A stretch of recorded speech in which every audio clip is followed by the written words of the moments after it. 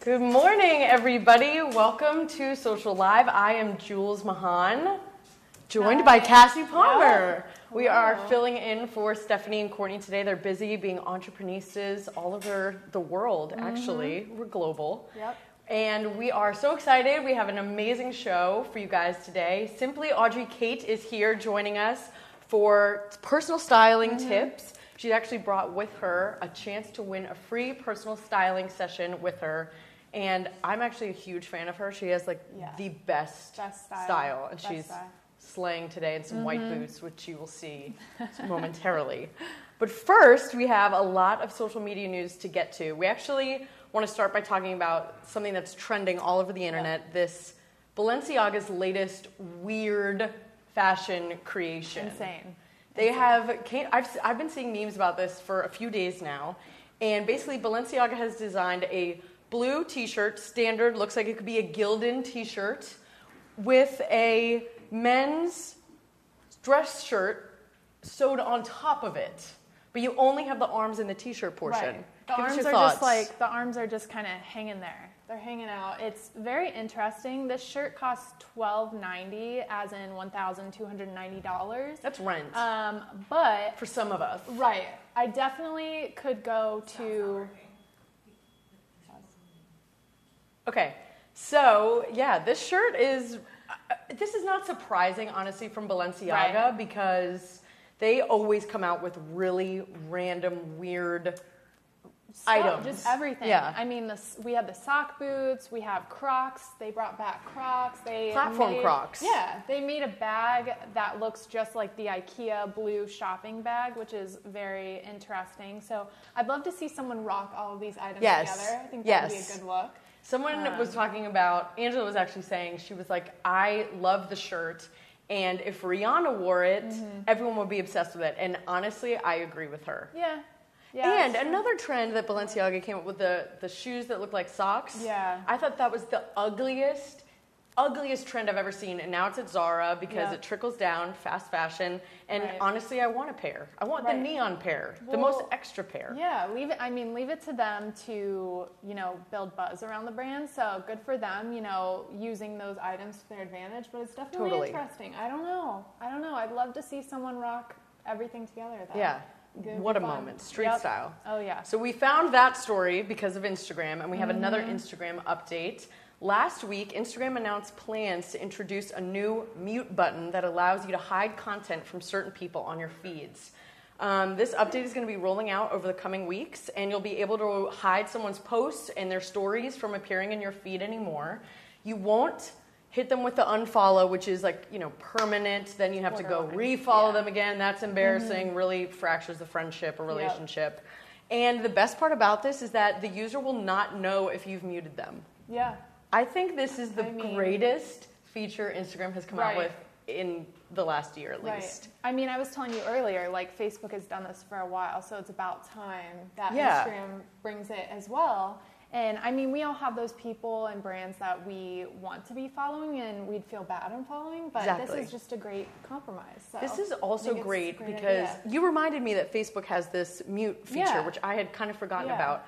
And I'm definitely going to start using this because right now my strategy is I just unfriend people on their birthday. Yeah. I know it's heartless, but if I'm not going to wish you a happy birthday, I'm probably, why are we friends on Facebook? Yeah, but now I can just mute them. It's beautiful. And this is just great on Instagram. It's like the greatest stalker feature ever. Right. And you can still view their profile if you've muted them. Right. It's wonderful. Do you think you'll use it? 100%. I'm going to harvest an hour of Instagram muting after this.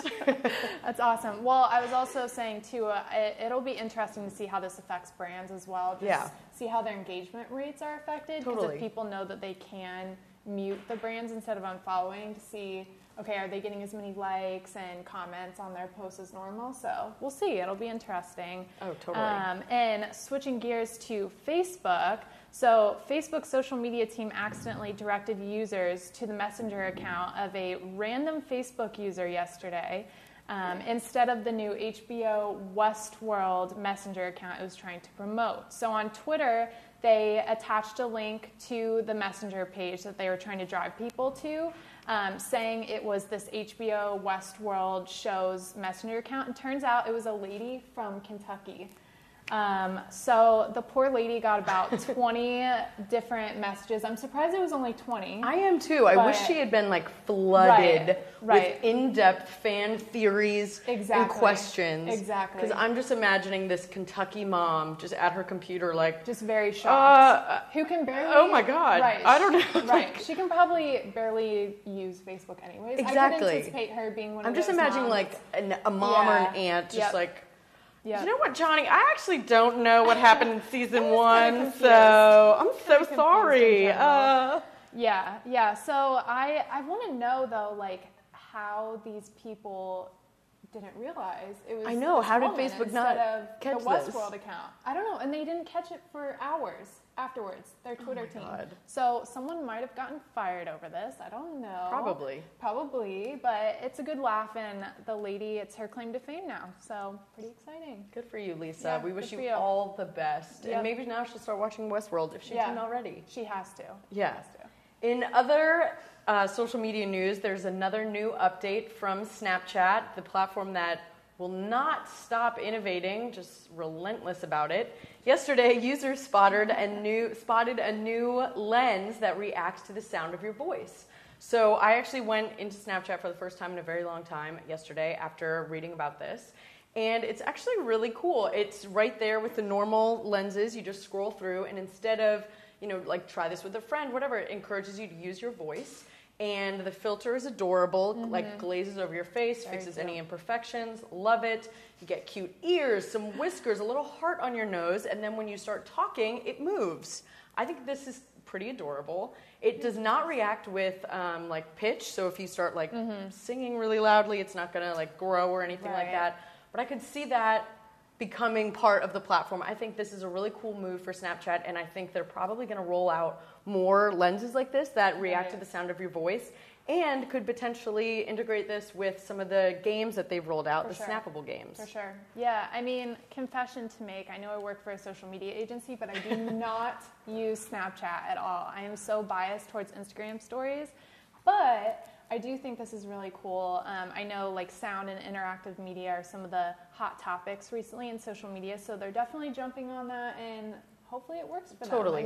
Instagram will probably come out with the same thing in a few weeks. Right. But I do think that Snapchat has the better filters. I feel like that's kind of, most people agree on that. Yep. Instagram Stories has the better like stickers and GIFs and all that stuff, but Snapchat, the filters are the bomb. Yeah, Instagram's a little behind. I will say that. I wish they would step it up in that. Yeah, so. Me too. I mean, who knows? We'll see. Glam filters. We'll see. So, in Pinterest, speaking of Snapchat, it is actually growing faster than Twitter and Snapchat combined. New data came out this week that shows Pinterest is closing in on 250 million monthly users, which is up 50 million since September. So it's pretty awesome. Insane. Yeah, they're growing like crazy. And to compare, last year, Twitter had 9 million monthly active users. So, I mean, Pinterest it's definitely killing it right now. And we did find out earlier this morning, Kim brought this up, that Pinterest drives 25% of all retail sales. So 90% of people that are on Pinterest each week are using Pinterest to decide on their shopping habits. So it's pretty crazy. They just introduced those shoppable pins. So I think they're going a good route for sure. So it'll be cool to see how they continue to grow. Totally. So yeah, they're bringing in some AR stuff, which is awesome. So they're staying on top of the trends. So good for them. I really don't use Pinterest that much anymore. I went through like a very intense Pinterest obsession phase. So many boards. Too many to count. But I was reading this story yesterday, and I was so impressed. And now I really want to get back on Pinterest for more fashion inspiration. I know. It's big for brands, too. Like, I know here at the agency, we're trying to push it with a lot of our clients, especially our retail clients. So I think it's continued to just help drive sales and help businesses grow. So I think it's exciting to see what's going on. Yeah, completely. Yeah. So I may not use Pinterest for my style inspiration, but I do turn to simply Audree Kate's page on Instagram, and she's here with us today Please, everybody, welcome Simply Audree Kate. Hi. Welcome to the show. Thanks for having me. Thanks for being here. We're so excited to have you. So we have a ton of questions for you. Okay. But before we get into that, can you tell our viewers a little bit more about your background, how you got into becoming a blogger, and the inspiration behind your blog? Yeah, so I started my blog, Simply Audree Kate, in 2012. I had just finished my freshman year of college. I was at Arizona State University. I knew I wanted to go into fashion, but I didn't really have an outlet or a resource in Arizona. So I had a friend that was modeling at the time, and I was dressing her for her photo shoots, and the photographers were like, maybe you should start a blog to kind of showcase your work. And I was like, okay. So I started the blog purely as like sewing tutorials, styling tutorials. It was very technical. I didn't really follow any fashion bloggers. I didn't even know how to make my blog really. And so then I kind of maintained it throughout college, just kind of posting different tutorials. I slowly started posting my outfits because I realized that bloggers were becoming popular on social media. And then when I moved to New York after college, I really saw it grow and that there was an outlet for it. So I've been blogging for over 6 years, and I've left like my day job, and now I do this pretty much full time in addition to styling. So now I style, I'm a freelance fashion editor, and I do the blog. You do it all. I do it all. It's amazing. You really do. And your hair, too, is amazing. Thank you. I love it. Thanks. So awesome. Very spontaneous. Yeah. But I think it's fun. You know, it's so fun. I've been red, brown, blonde, now pink. It's So perfect for summer. Yeah. Spring. I guess we're headed into summer. It's summer. Now, We're doing Yeah. So before we talk more social media, let's talk fashion. We were just talking about earlier, you mix a lot of vintage trends with the current trends. So where do you go to get inspiration for your looks? A lot of thrift stores. So I say my personal style is kind of like your grandma's floral couch meets a rock concert. So there's a lot of like... I love that. My God. Love it. So it's like pretty like florals, lace, like pretty delicate like vintage things mixed with like graphic tees, stacks of jewelry, Amazing. Lots of bold colors and prints. So it's a lot of thrift shopping, or I pull it from like social media, like Instagram, following my other favorite bloggers. Cool. So it's kind of a mix, but I definitely feel like I'm at peace and at home when I'm in a thrift store, which is like really We weird. need like a list of the thrift stores you go I know, to. seriously, Yeah. please. So your followers all go to your page for fashion inspiration. Have you found that there is a certain fashion-related question or styling tip that you are consistently getting asked? And what is it? Yeah, I feel like a lot of people have asked me about breaking into the industry. Either they're kind of girls that are, you know, from Arizona where I'm from, or different places that want to break into the industry, and kind of how I went from Arizona with zero connection, zero experience. Like, I was so far removed from the fashion industry of how I've been able to make it now. So a lot of my readers are like that age group and interested in fashion, or they're people that are wondering about like thrifting and how to mix high and low end pieces, kind of how to shop on a budget and think outside of the mannequin of what they see in the store. That's So it's kind of like that mix. Yeah. Yeah. Cool. So as we do near summer, what is the number one trend, or one of the trends that you want to try, or you're looking forward to other people trying? Well, I'm so happy that this year is all about like maximalism, because in the past it's all been about like minimalism, one color, and I'm like layer on the jewelry, the prints, can I wear 5 things at once? So I think this whole year has been about a lot of like print mixing and colors and palettes and textures. So I think that's what I'm most excited about, not necessarily one piece or item. It's like the whole embracing the party of fashion. Go big or go home. Exactly. Love So it. like you said, you started your blog in 2012, but Yeah. when did you kind of have your like aha moment when you realized your influence and the power of social media? Yeah. So like I was saying, I use the blog mainly as a resume builder to break into fashion. So I thought it would kind of dissolve and go to the side when I moved to New York and started working. And when I was working in print magazines, my editor started asking me about blogging, and they're like, okay, like, so what is like the deal with blogging, or like, how do you do this, or what is like the background? So they started asking me questions about the blog, and I realized that there was this new platform that was rising so much, and then I had more brands reach out to me. So I realized that this was something that I needed to look into, and I was kind of at the perfect point that I was still young enough and early enough into the industry that I could easily transition from print to digital. So I think that was kind of like the big aha moment. And then when I left and started working on my own and doing freelance work in the blog, it just reaffirmed that. Totally. That's so cool. So as you have continued to embrace social media and kind of navigate those different platforms, what has been the most challenging part about growing your account, growing your personal brand, and just all of the above? I think right now it's a great platform that like so many people have a blog and anybody can have that at their fingertips, right? Yeah. And when I started 6 years ago, that wasn't the case. So I think the challenge has been staying true to myself and not jumping on every trend that happens on social media or everything that a color palette or something that bloggers do, and stay true to myself. So I think that's been the biggest learning experience for me, is like staying true to myself and knowing that it's about putting quality content out over quantity and like buying followers and jumping on those things. Totally. So I think that's been like, yeah. So kind of like going off of that, I feel like because it seems like everybody can or has a blog. Yeah. But a lot of people really don't understand the work that goes into building a blog and maintaining a following and all that stuff. What do you think is the biggest misconception about influencer marketing and being an influencer that you want to debunk? I think the biggest misconception, and I'm guilty of even thinking this when I started, is that these men and women are just kind of, you know, living these lavish lives, going to lunch, not working, just, you know, being glamorous. And that's like how they make it seem on social media. But there's so much work that goes in on the back end, and you're basically every department. So it's like I'm my HR, my finance, I oversee a team, I work with photographers. So like there's so many different components that you don't think about it versus that goes into just one Instagram post or one blog post. So I think that's like the biggest misconception, is that these people are their own like small magazine or social media agency. Yeah, exactly. And you're just creating all the content basically yourself. Yeah, there's no one like above me to like oversee or approve those things if, you know, if I'm working with an agency. But no one like internally. So that's been exciting, but also like challenging. Yeah, for sure. So obviously you started your career in the fashion industry and being an editorial and stuff, and how as you've shifted to this new role of building your personal brand and being an influencer, how have you seen social media impact the editorial and print industry as well as the fashion industry in general?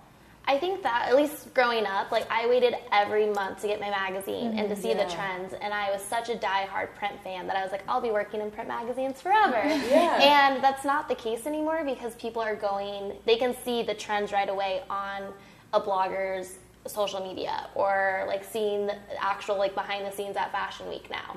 So it's just automatic, and I think that has also, it's been an opportunity for magazines to kind of jump on that train and work with digital, but it's also like changed their whole career path. So I think being inside of that and seeing the shift has been a really great learning experience, because knowing that like I love editorial and creating these stories and this beautiful content, and being able to translate that into what I do now digitally, and knowing that it takes more than just snapping a picture on my phone. For sure. Yeah. So I think it's like, it's been cool to see both sides of it. Totally. I mean, because like your Instagram account is almost like a magazine. Yeah. You know, it's like all editorial content. So what do you kind of think about the future of print? Like, where do you see it's just going? I don't even know. There's definitely going to be a big shift, and I've seen it in the past couple of years since I've moved here.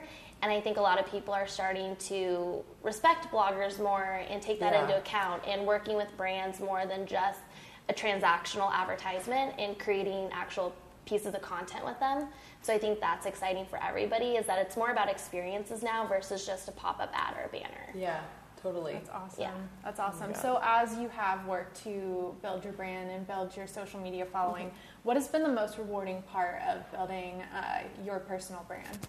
I think meeting other people that are like me, and I think growing up, I always, you know, I think everyone is trying to like find someone that they can relate to, and so it's been awesome meeting people that are like, oh, I follow your blog, or I read this, or you inspire me, or I want to do this because you did this, and that is the biggest reward I could ever imagine through the blog, is finding people that I can inspire and that actively really like what I do. And I'm like, oh wow, thank you. That's so cool. Awesome. Yeah. So we follow you. We're huge fans, but where can everyone else follow you? You can find me on simplyaudreekate.com or on social media at SimplyAudreeKate. So I'm all social media is just Simply Audree Kate. Yeah. Well, definitely check her out on Instagram. Check out her blog. She clearly has incredible fashion. The white boots. Exactly. And if you start sharing and commenting on this episode, you will be entered to win a chance for a personal styling session with Audree. Yes. I really want to win this, so get to commenting and sharing. And that is all we have for you guys today. Thank you so much for tuning in, and we will see you again next week. Bye, guys. Bye.